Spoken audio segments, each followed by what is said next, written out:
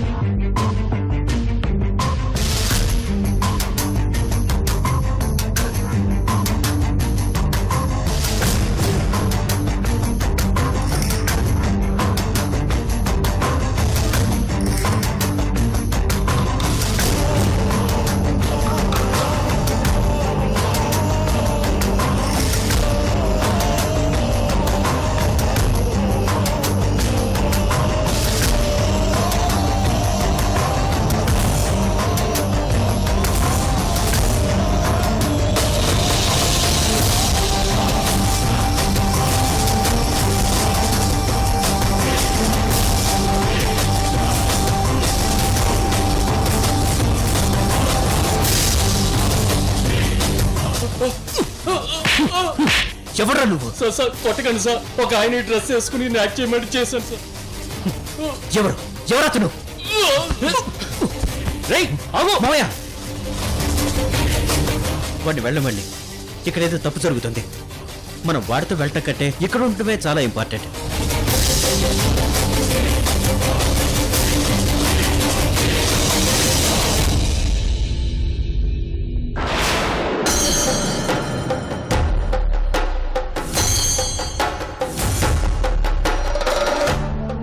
ఇప్పుడు ఈ labels మార్చేస్తే Nandini blood రోజీది అవుతుంది, రోజీ బ్లడ్ నందినిది అవుతుంది.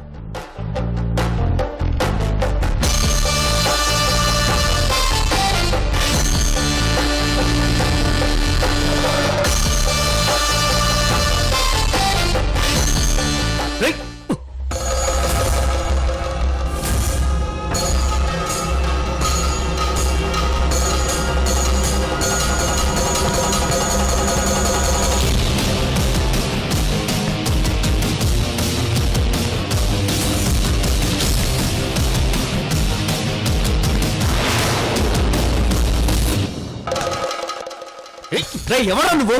లోకి మాస్క్ తే, ఎవరో తెలుస్తుంది. మావయ్య వద్దు మావయ్య, వాడిని పోనివ్వు. వీళ్ళు ఇదంతా కావాలని ప్లాన్ ప్రకారం చేస్తున్నారు.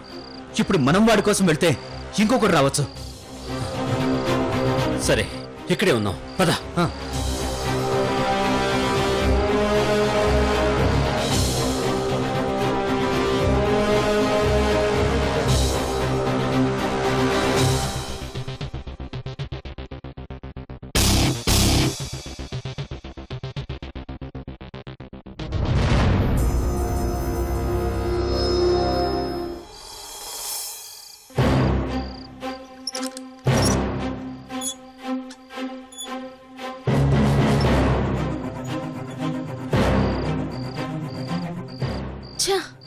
విజయ్ ఏంటి ఇంకా ఫోన్ చేయలేదు?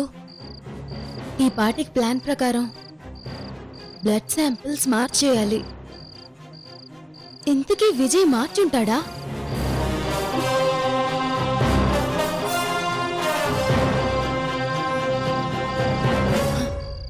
ఇంకా లాభం లేదు, నేనే ఫోన్ చేస్తాను.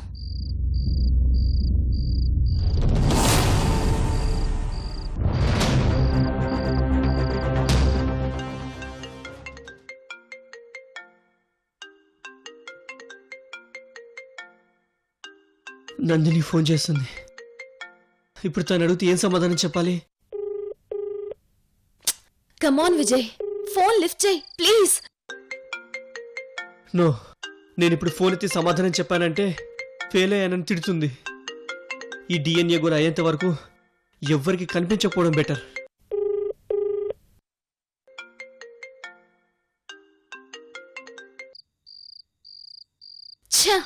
వీడేంటి ఫోన్ ఎత్తడు?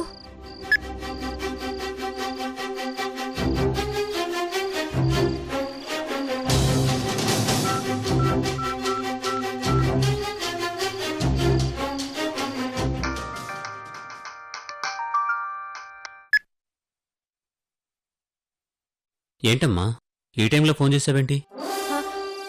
ఆ, ఏం లేదు నాన్న, మీరు గుర్తుకొచ్చి ఫోన్ చేశానంతే. అవును నాన్న, ఇంతకీ అక్కడ సిచ్యువేషన్ అంతా మీ కంట్రోల్లోనే ఉంది కదా? అంతా ఓకేనమ్మా. కాకపోతే ఇంతకుముందే ఎవరు బ్లడ్ శాంపిల్స్ మార్చడానికి ట్రై చేశాడు. బ్లడ్ శాంపిల్స్ మార్చడానికి ట్రై చేశారా? తర్వాత ఏమైంది నాన్న? నేను మీ బావ కలిసి వాడిని ఆపేసామమ్మా. లేకపోతే వాడు ఇప్పటికే బ్లడ్ శాంపిల్స్ మార్చేసి ఉండేవాడు. అంటే బ్లడ్ శాంపిల్స్ మార్చలేదన్నమాట. అవునమ్మా, మార్చలేదు. వాడు నేమ్ ట్యాగ్స్ మార్చేలోపే వాడిని మేము పట్టుకున్నాం. సరే రోజీ, బాగా లేట్ అయింది, తినేసి ప్రశాంతంగా పడుకో, సరేనా?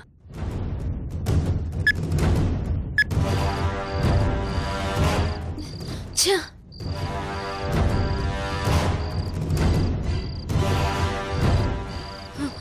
ఏంటిది? నాన్నేంటి ఇలా అంటున్నారు? ఆ విజయ్ ఏదైనా మొదలు పెడితే అది సక్సెస్ఫుల్ గా పూర్తయ్యేంత వరకు వదిలిపెట్టాడు. ఒకవేళ నేమ్ ట్యాగ్స్ మార్చిన తర్వాత నాన్న వచ్చి చూసారా? లేకపోతే నాన్న చెప్పినట్టు మార్చే ముందు నాన్న వచ్చారా?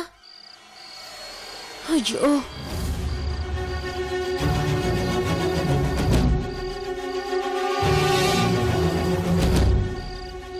ఛా!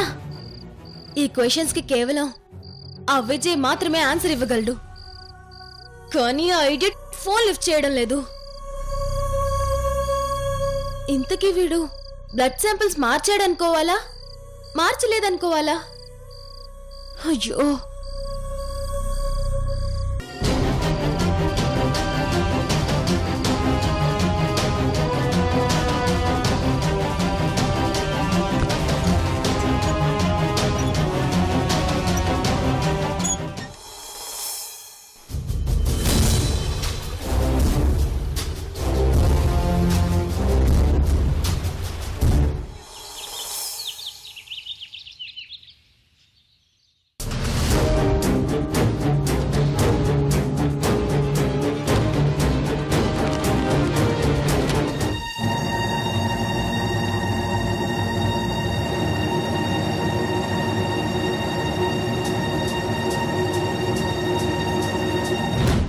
స్వామి, ఈరోజు ఆరిపోట్ల మీదే రోజీ జీవితం ఆధారపడింది. తనకి న్యాయం జరిగేలా చూడు. మేము కోర్టుకు బయలుదేరతాం. ఓకే సరే, ఆ ఫైల్స్ టేక్ ఇట్. మావయ్య, మనం కూడా కోర్టుకు బయలుదేరదాం పద.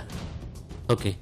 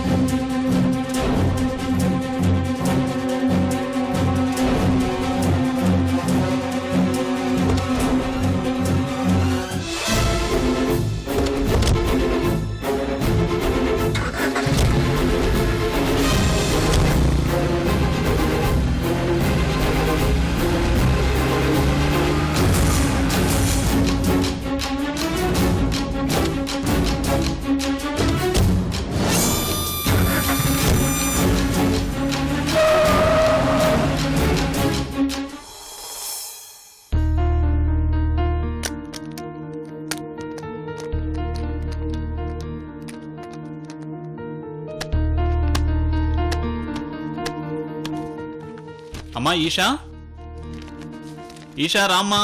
వస్తున్నా డాడీ. అమ్మా, నీకోసం అన్నీ సర్దేశాను. ఇక స్కూల్కి బయలుదేరదామా? తగిలించుకో. ఓకే, పట్టుకో.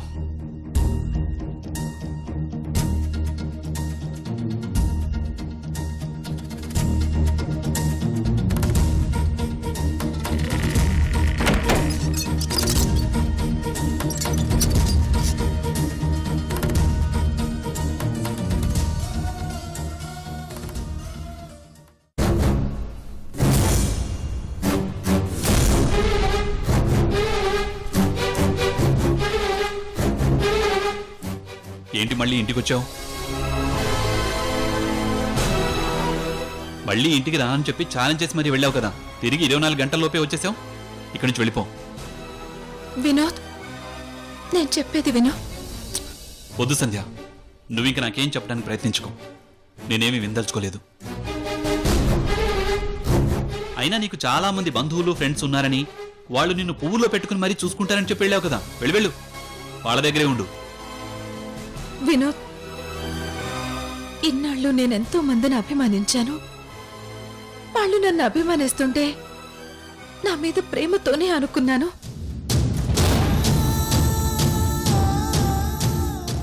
కానీ అది ప్రేమ కాదని నాకు నిన్ననే అర్థమైంది. మా పిన్ని ఇంటికెళ్ళి నా పరిస్థితి గురించి మొత్తం చెప్పాను. ఆవిడ అదేది అర్థం చేసుకోకుండా నన్ను ఇంట్లో నుంచి బయటికి వెళ్ళిపోమ్మంది. అప్పుడే నాకు అర్థమైంది, ఇన్నాళ్ళు వాళ్ళంతా నన్నుగా చూసి నాపై అభిమానం చూపలేదు, నా వెనుకున్న డబ్బుని, మన ఇంటి పేరును చూసి అభిమానించారని. ఎక్కడికి వెళ్ళలేక తిరిగి నీ దగ్గరికే వచ్చాను వినోద్.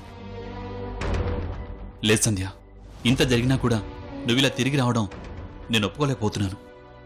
ప్లీజ్ వినోద్, వద్దనకు, నన్ను క్షమించు. నేనిప్పటి వరకు ఎన్నో తప్పులు చేశాను, ఎన్నోసార్లు క్షమించు. ఇక నేను ఏ తప్పు చేయను. ఈ ఒక్కసారికి నన్ను క్షమించు వినోద్.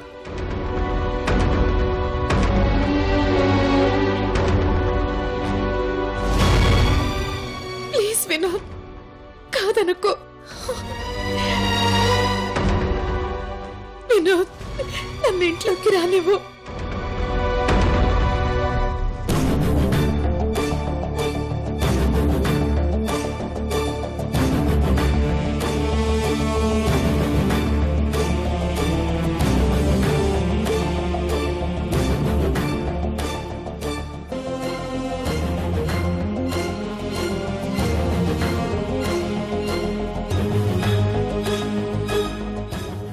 చూడు సంధ్య, అలిగే అత్తారింటికి, చెడి చెల్లెలింటికి, భర్త మీద కోపంతో బంధువులింటికి వెళ్ళకూడదు. అలా వెళ్ళావంటే అవమానాల పాలవుతావు. ఇప్పటికైనా నీకు ఆ విషయం తెలిసినందుకు నాకు చాలా సంతోషంగా ఉంది సంధ్య.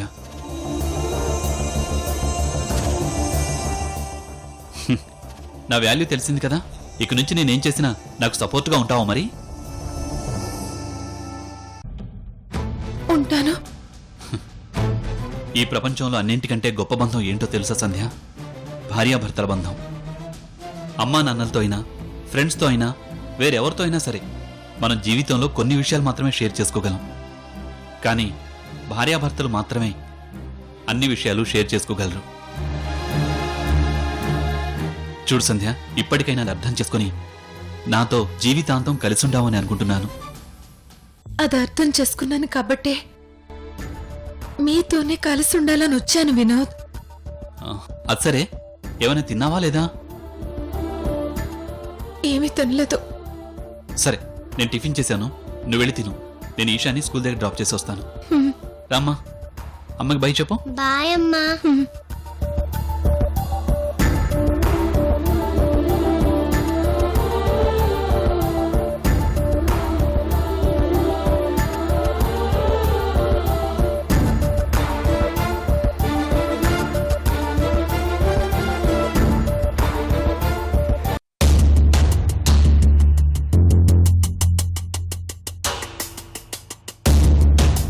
గ్రాని ఇంకా రాలేదేంటి?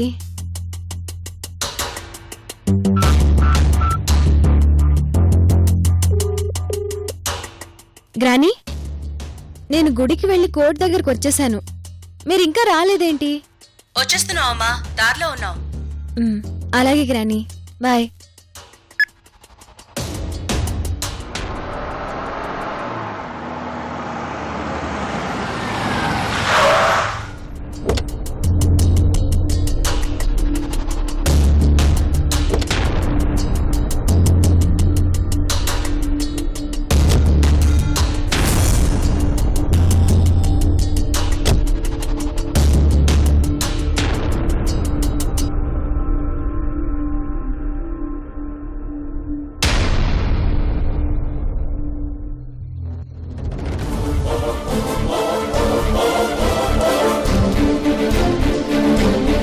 రోజీ నీ ఫ్రెండ్ అక్కడ ఉంది చూడు. తను నాకు ఫ్రెండ్ ఏంటి బావా, ఎనిమి అయితే. సరే సరే, అక్కడ నీ ఎనిమిది చాలా టెన్షన్లో ఉన్నట్టుంది, ఓసారి ఆట పట్టిద్దాం పదా.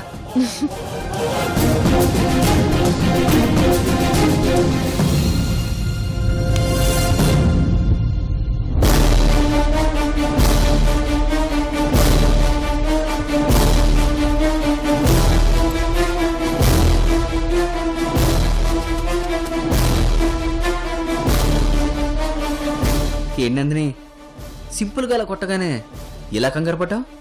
ఏమైంది? ఓ అర్థమైందిలే, ఈ రోజుతో నీ నాటకం బయటపడుతుందని, అందరి ముందు దోషిగా నిలబడాల్సి వస్తుందని తలుచుకుంటూ చాలా టెన్షన్గా ఉన్నావు కదా. ఏంటందని ఏం మాట్లాడవేంటి? ఏం మాట్లాడుతుంది బావా? తనిప్పుడు నువ్వు అడిగే ప్రశ్నలకి మౌనంగా ఉండడం తప్ప మాటలతో సమాధానం చెప్పే స్థితిలో లేదు బావా. అవును, నువ్వు చెప్పింది కరెక్ట్ రోజే. ఈ రోజుతో తన పాపం పండబోతుంది. కానీ నేను ఒక్క విషయంలో పొగడకుండా ఉండలేకపోతున్నాను. ఎందుకో తెలుసా? నువ్వు దొరికిపోతావని తెలిసి కూడా ధైర్యంగా కోర్టుకొచ్చావు చూడు, అందుకు నిన్ను మెచ్చుకోవాల్సిందే.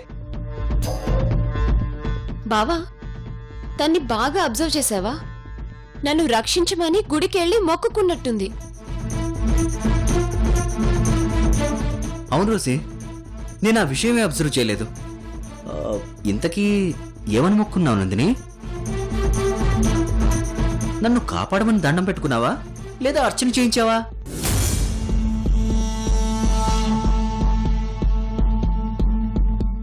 నీకు విషయం తెలుసా?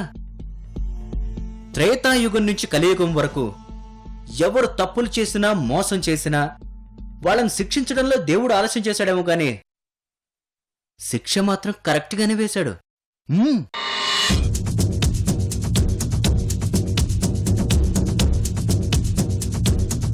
ఇన్నాళ్ళు నీ విషయంలో అలా జరుగుండొచ్చేమో కానీ ఇప్పుడు మాత్రం నీకు శిక్ష పడే టైం దగ్గరకు వచ్చింది.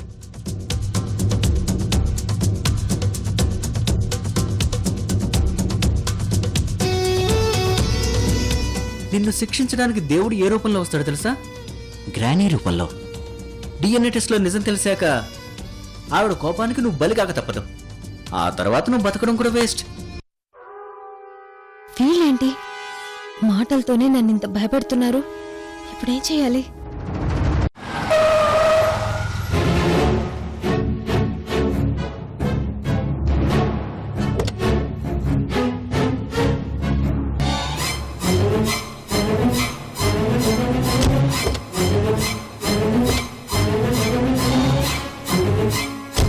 అదిగో గ్రానీ కూడా వచ్చేసింది.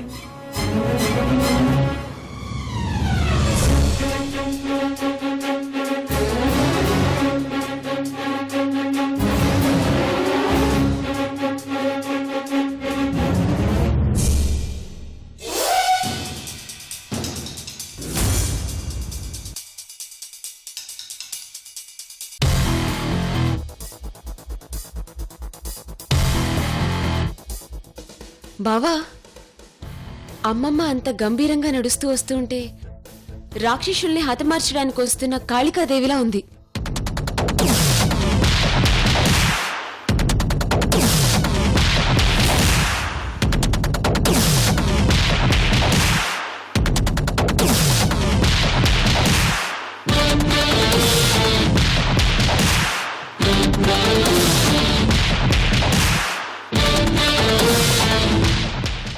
ఏంటి రోజీ, వీళ్ళతో డిస్కస్ చేస్తున్నావేంటి?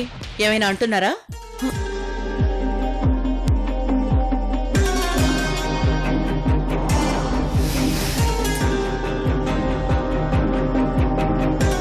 వీళ్ళు అనడానికి ఏముంటుంది రోజీ?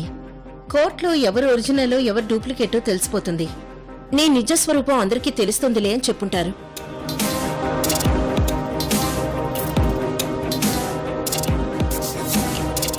అంతే కదా లోకి? అవునవును. లక్ష్మి, ఈ విషయంలో నా నమ్మకం గెలుస్తుందో నీ మోసం గెలుస్తుందో చూద్దాం. ఆ తర్వాత డిస్కషన్ పెట్టుకుందాం. అలాగే రోజీ. అబ్బబ్బా, ఇప్పుడు కూడా ఈ వాదోపవాదాలు అవసరమా? ఈరోజు కోర్టు తీర్పుతో అందరి మధ్య ఉన్న అపోహలు తొలగిపోతాయి. ఆ తర్వాత మనమంతా ఇంతకు ముందులాగే ఒకే ఇంట్లో హ్యాపీగా ఉండొచ్చు. నేను కూడా అలాగే జరగాలని కోరుకుంటున్నాను చెల్సాని గారు. సరే సరే, కోర్టుకు టైం అయింది, వెళ్దాం పదండి.